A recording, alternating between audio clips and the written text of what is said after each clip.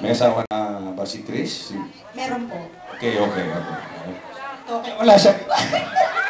Wala siya dito. Ay, Nay, maraming nakakakita eh. Interview lang tayo. Okay lang sa inyo, i-kadate ko siya for lunch, si Chris na taga Barangay del Pio del Pilar. Okay lang sa inyo. Okay. Anong favorite mong pagkain, Chris? Marami eh. Adobo? Ano? Isa lang, mamili ka ng isa. Adobo. Adobo. Chicken, pork. Kahit ano. Kahit, Kahit ano. kahit ano. 23 years. Sasama ka pa rin ba sa akin at kakain ng adobo? Ayoko na, nakakasawa yun. Palakpakan nyo naman ang galing sumagot ni Chris! Alright, ang galing ng Pio del Pilar. Thank you. You may sit down now. Madam, maraming salamat. Bawal mag-kiss sa may asawa, sabi ni Boss Ed. Okay.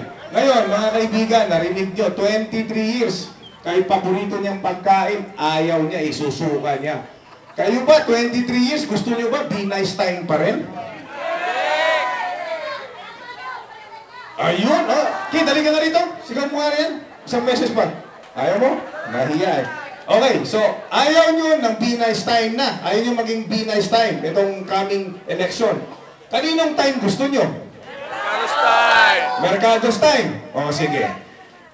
Tatanungin ko sa inyo, ha? Isigaw nyo, ha? Pag sinabi kong what time is it, sa sigaw nyo, it's Mercados time, ha? Okay? Lakasan nyo, ha? 1, 2, 3. What time is it? Mercados time! One more. Lakasan nyo para marinig ng buong Makati. Whose time and what time is it? Mercados time! Yan! Very good, Pio del Pilar. Thank you very much. Matuwal po kayo. Huwag po kami kalimutan. United Actions Team. Solid kami. Magbibigay ng magandang buhay sa inyo sa Makati.